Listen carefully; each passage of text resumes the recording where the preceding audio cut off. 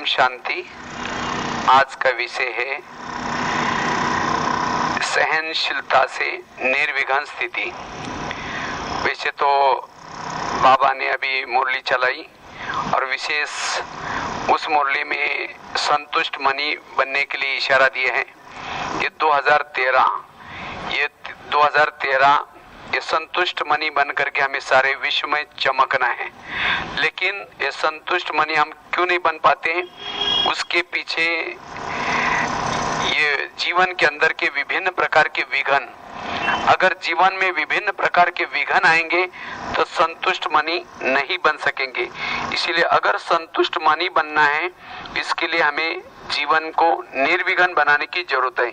क्योंकि जो निर्विघ्न है वही अंतर्मुखी बन सकता है, वही एकाग्रचित रह सकता है। जो निर्विघ्न है वही कर्मयोगी बन सकता है। इसलिए हमें निर्विघ्न बनने की जरूरत है। अगर हम ही विघ्नों में लिप्त होंगे, विघ्नों का चिंतन करेंगे, तो दूसरे के दुख को हम कैसे मिटा सकेंगे? इसीलिए अगर दूसरे के दुख को मिटाना है तो हमें निर्विघ्न बनने की जरूरत है। और ये निर्विघ्न बनने के लिए हमें सहन शक्ति का प्रयोग करने की जरूरत है। अगर जीवन को निर्विघ्न बनाएंगे तब हमें क्या क्या फायदा होगा? इससे हमारी एकाग्रता बढ़ेगी, इससे हम शांति में रह सकेंगे, इससे हम बैठ करके प्रभु चिंतन, आत्मचिंतन कर सकेंगे। जो विघ्नों में लिप्त रहता है, विघ्नों का चिंतन करता है, उसको टेंशन होता है। जो विघ्नों का चिंतन करता है उसके संकल्प व्यर्थ चलते हैं। और जो विघ्नों का चिंतन करता है वो सदा ही दूसरों को क्षमा नहीं कर सकेगा। उसके प्रति जो व्यक्ति विघ्न डालता है उसको दुआई दे नहीं सकेगा। इसीलिए हमें स्वयं को निर्विघ्न बनने की जरूरत है। अगर हम विघ्नों में हैं तो हमारा समय वेस्ट जाता है, संकल्प वेस्ट जाते हैं। और जो विघ्नों का चिंतन करती है ऐसी आत्मा कमजोर रहती है। उसके वाणी में बल नहीं होगा, उसके संकल्प में बल नहीं होगा, उसके दृष्टि में भी बल नहीं होगा। इसीलिए वर्तमान समय निर्विघ्न बनने की बड़ी आवश्यकता है। लेकिन हम निर्विघ्न कैसे बने? या निर्विघ्न, आज जो हमारे जीवन में विशेष विघ्न आते हैं, विघ्न दो प्रकार के होते हैं। एक तो होता है आज हमारे ही कर्मेंद्रिय हमें धोखा देती है, इस प्रकार का विघ्न। अर्थात हमारी कर्मेंद्रिया कोई विकारों के वश हो जाते हैं, कोई संस्कारों के वश हो जाते हैं, जिसके कारण हम विघ्नों में परचिंतन, विरत चिंतन, आत्मचिंतन नहीं कर सकते। इसीलिए अगर हमें इंद्रियों के विघ्नों से मुक्त बनना है, उसके लिए स्वराज्याधिकारी बनने की जरूरत है। कभी कभी ऐसा समय होता है जो लोग हमें तंग नहीं करते, लोग परेशान नहीं करते, लेकिन हमारी अपनी ही इंद्रिय हमें धोखा देते हैं। और ये विघ्न हमें समय को बर्बाद करता है। जो भी हमने कुछ कमाया, अगर जो इंद्रियों के अधीन है वो अधिकारी नहीं बन सकता, वो दूसरे के विघ्नों को दूर नहीं कर सकता। इसीलिए दुनिया में भी कहते हैं ना, तुम पहले अपने घर को सुधारो, बाद में दूसरों को सुनाओ। हमारे आचरण का प्रभाव तब पड़ेगा जब हमारी इंद्रिय हमारे वश में है। तो इस प्रकार का विघ्न भी हमें परेशान करता है। दूसरा विघ्न है, आज कभी कभी हम प्रकृति के तरफ से समस्या आते हैं, प्रकृति के तरफ से प्रॉब्लम आते हैं, उसी के विघ्नों में भी हम कभी ठंड ज्यादा हो गई, कभी गर्मी ज्यादा हो गई, कभी सर्दी ज्यादा हो गई, जिसको कहते हैं प्राकृतिक आपदाएं। तो प्राकृतिक आपदाएं आएगी, लेकिन ऐसे विघ्नों से भी हमें मुक्त बनने के लिए हमारी स्थिति देही अभिमानी होने की जरूरत है। अर्थात जो आत्मा अभिमानी स्वरूप में रहता है, आत्मा के कॉन्शियस में रहता है, उसको इस प्रकार का विघ्न कुछ नहीं कर सकता। इसलिए आत्मा का पाठ पक्का करने वालों को प्राकृतिक आपदाओं का विघ्न, उसी के पर वो जीत प्राप्त कर सकता है। तो पहला विघ्न बताया स्वयं की इंद्रियों का विघ्न, तो उसके लिए स्वराज्याधिकारी बनने की जरूरत है। दूसरा विघ्न है प्राकृतिक आपदाओं का विघन, इसके लिए हमें आत्माभिमानी स्थिति अर्थात इस देह के भान से परे रहने की जरूरत है। और तीसरा विघन है, जिन लोगों के संपर्क में रहते हैं हम, जिन साथियों के साथ रहते हैं, उन लोगों के तरफ से अपमान, निंदा, ग्लानि, बड़ों के पास जाकर के कंप्लेन करना आदि आदि अगर जो विघ्न आते हैं, तब कभी कभी हम कहते हैं ये ऐसा करता है, इसने मेरे साथ ऐसा किया। और इस प्रकार का विघ्न आज हमें बहुत सारा टाइम वेस्ट करता है। और इसीलिए आज हम ये तीसरे प्रकार का जो विघन है, साथियों की तरफ से आने वाला विघन, इस विघन से हम निर्विघन कैसे बने और इसके लिए सहन शक्ति का प्रयोग करके ऐसे विघ्नों में भी हम अपनी स्थिति को कैसे बनाए और जिसे हम संतुष्ट मनी बन करके चमक सके, इसके ऊपर चर्चा करते हैं। वैसे तो जब साथियों की तरफ से विघ्न आता है तो कभी कभी हम ऊपर भगवान की तरफ भी देख करके कहते हैं, भगवान आपने भी आंखें बंद किया क्या, ये मेरे साथ क्या हो रहा है। और जब ऐसा चिंतन करते हैं, वही बातें जो दिल में नहीं समाती वो औरों को सुनाने का प्रयास करते हैं, जिसको कहते हैं परचिंतन। और परचिंतन करके दूसरे का भी हम टाइम वेस्ट करते हैं और साथ में दूसरे के प्रति भी भावना उसकी निगेटिव बनाते हैं। और ये विघन प्रायः इसे आपस में संबंध खराब हो जाते हैं। तो इसलिए ऐसे विघ्नों से हम निर्विघ्न कैसे बने, इसके लिए ये सहन शक्ति का प्रयोग करने की जरूरत है। तो ऐसे आपस के जो विघ्न आते हैं एक दूसरे की तरफ से, ऐसे विघ्नों में निर्विघ्न बनने के लिए सबसे पहली बात है, अगर कोई आपका अपमान करता है, आपकी निंदा करता है, आपकी कोई ग्लानि करता है, आपको सम्मान नहीं देता, आपकी चुगली करता है, तो ऐसी बातों को बुद्धि में ना रखो। ये पहली युक्ति है। ऐसी बातें जब हम बुद्धि में रखते हैं, उसका चिंतन करते हैं, औरों को सुनाते हैं, तब जाकर के ये विघ्न ज्यादा बढ़ जाता है। और ऐसी बातें हमें मनोबल को कमजोर बनाते हैं, आत्मबल को कमजोर बनाते हैं। ऐसी आत्मा ना आत्मचिंतन कर सकते हैं, ना परमात्मा चिंतन कर सकते हैं और ये टेंशन को बढ़ाते हैं। तो इसीलिए ऐसी बातें जो दूसरों की तरफ से आने वाली बातें, उसको बुद्धि में नहीं रखना है। इस पर मुझे एक बहुत सुंदर एक कहानी याद आई। एक व्यक्ति ने गधा खरीद किया था और उस गधे ने काफी काम किया, लेकिन अचानक कुछ कारणों से वो गधा कुएं में गिर गया। जब कुएं में गिर गया, उस व्यक्ति को लगता है अब इसको निकाले या नहीं निकाले, अब क्या करे। सोचते सोचते उसने ये निर्णय किया, अब वो ऐसा ही बुढ़ा हो गया, इसको निकाल करके क्या फायदा। इसीलिए वो क्या करता है, आसपास वाले लोगों को बुलाता है और क्या कहता है हमारे गधा कुएं में गिरा है और उसको कुएं में ही दफनाना है, इसीलिए आप मेरी मदद करो। तो क्या करते हैं, आसपास वाले लोग फावड़े लेकर के आते हैं और फावड़े लेकर के क्या करते हैं, वो मिट्टी लेकर के उस गधे के ऊपर वो कुएं में डालते हैं। अब गधा तो जब मिट्टी ऊपर से आते हैं देख करके चिल्लाता है, क्योंकि वो जिंदा था। जब चिल्लाता है लोग उसका कोई नहीं सुनते, वो चिल्लाता रहता है, आखिरी कोई परिणाम नहीं निकला। तो गधा एकदम शांत हो गया और जो भी ऊपर से मिट्टी आती थी वो क्या करता था, और झाड़ करके नीचे गिराता था। वो नीचे गिरते गिरते वो उसी ढेर, जो कुएं में जो ढेर बना, उसी ढेर से वो एक एक सीढ़ी ऊपर चढ़ता आखिर वो कुएं से बाहर आ गया। तो देखो, वो मिट्टी जिन लोगों ने उसको दफनाने के लिए डाली थी, लेकिन उसने अपने शरीर के ऊपर नहीं रखा, उसको नीचे गिराई और वही मिट्टी उसको ऊपर लेके आई। ठीक इसी प्रकार आज हमारे लिए भी कोई ईर्ष्यावश, कोई अभिमानवश, कोई नफरतवश हमको नीचे दबाने का कोशिश करेंगे और उसके लिए लोगों को बुला करके उनको ऐसी वैसी परचिंतन की व्यर्थ बातें सुना करके आपको नीचे दबाने का प्रयास करेंगे। लेकिन उन बातों को अगर आपने बुद्धि में रखा तो आप दफन जाओगे, खत्म हो जाओगे। क्योंकि ऐसी बातें जो सोचता है, चिंतन करता है, दूसरों को सुनाता है, वो जीवन से नष्ट हो जाता है, अर्थात वो जीवन में कुछ नहीं कर सकता। इसीलिए ऐसी बातों को बुद्धि में रखने के बजाय, उसका चिंतन करने के बजाय उसको झाड़ करके नीचे गिरा दो, तो वही बातें आपको एक दिन आएगा ऊपर लेके आएगी, आप जीवन में चमक जाओगे, कुछ कर पाओगे।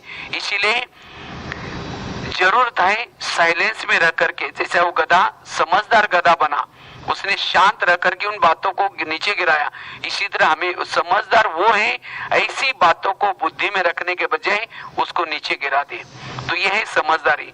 तो इसलिए इसके लिए आपको कुछ सहना करना पड़ेगा। सहन करना ऊपर से भले कड़वा है लेकिन इसका परिणाम अच्छा है।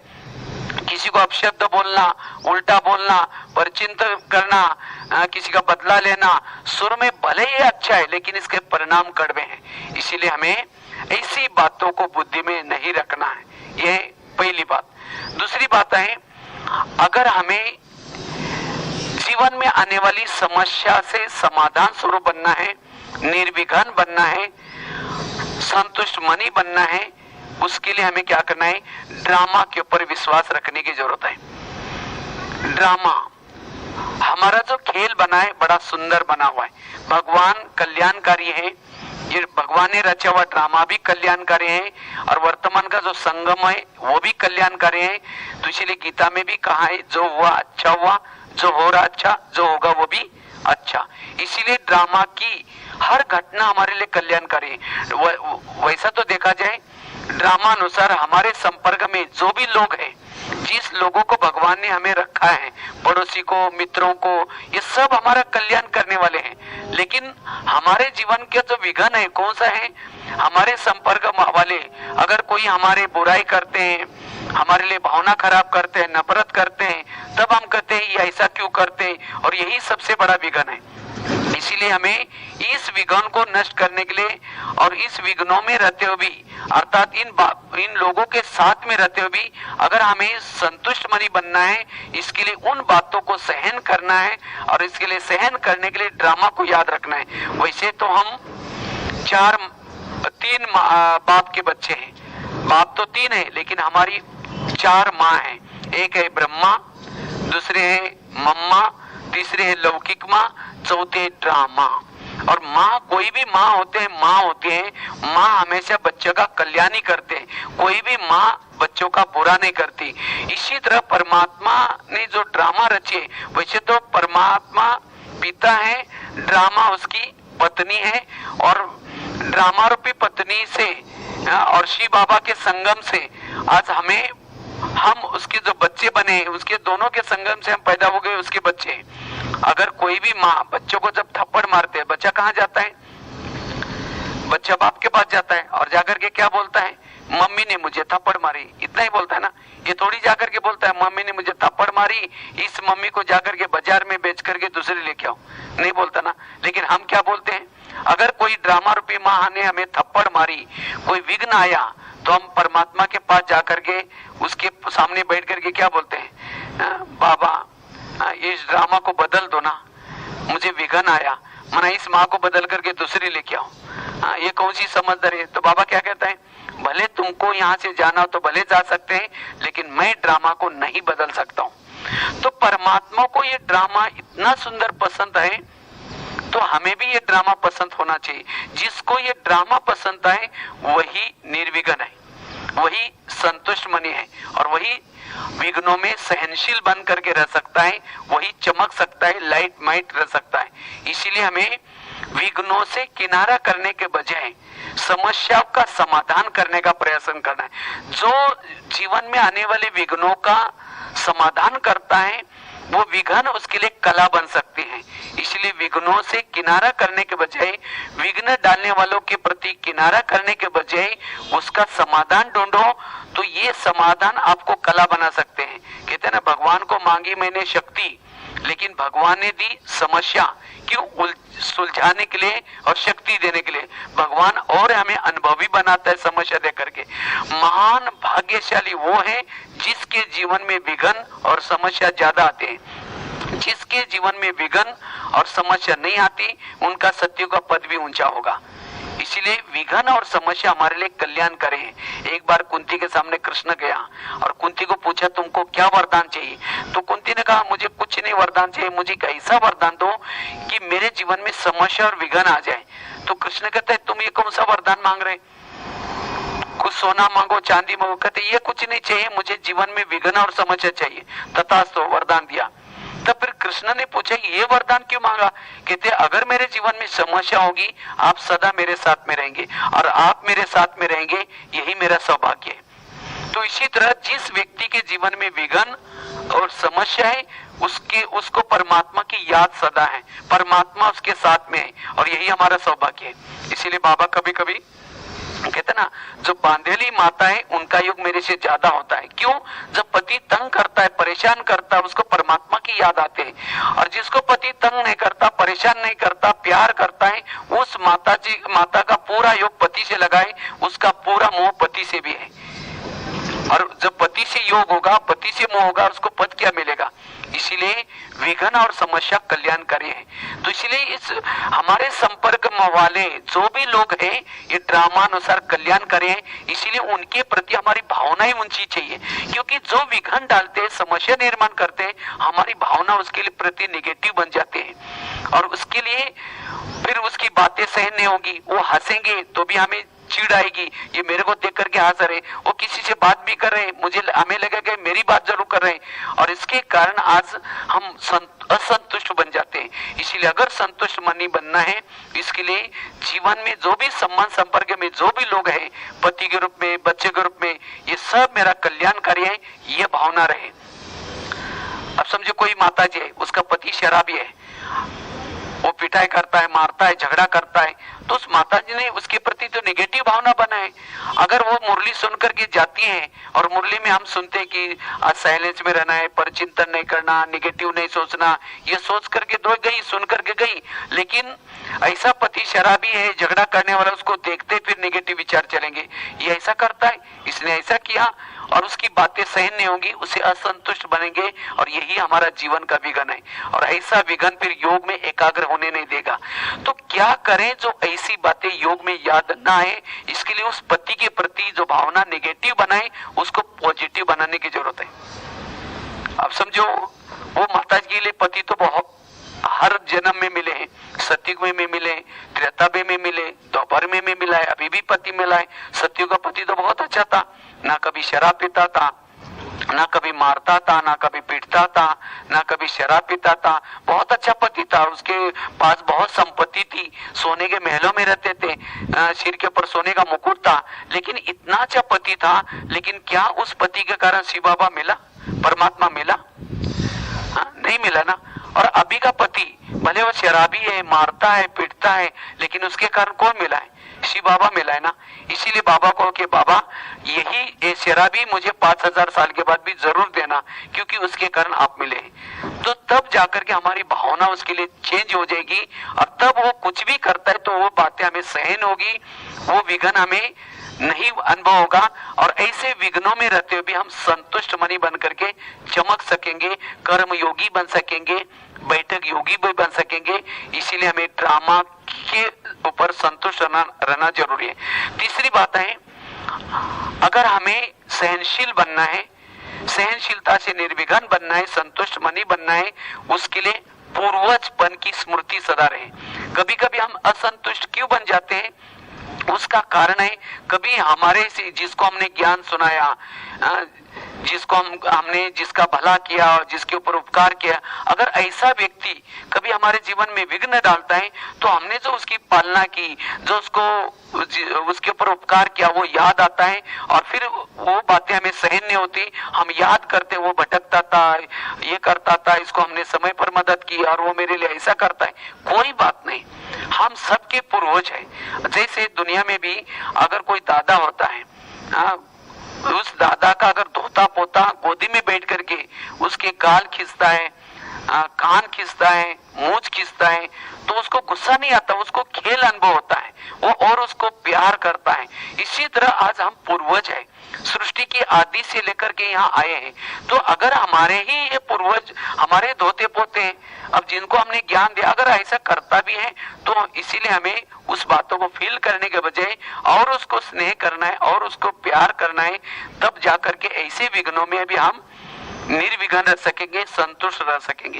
यह है बड़ों के प्रति। लेकिन कभी कभी छोटे छोटे आज क्या करते हैं, कहते देखो इन्होंने मुझे आगे बढ़ाया नहीं दिया, मुझे चांस नहीं दिया, मेरे अंदर इतनी कला है, मेरे अंदर इतनी विशेषता है, लेकिन क्या करें, ये मुझे सहयोग नहीं देते, ये मुझे आगे बढ़ने नहीं देते, इसीलिए मुझे सहन नहीं होता और यही मेरे जीवन का विघन है।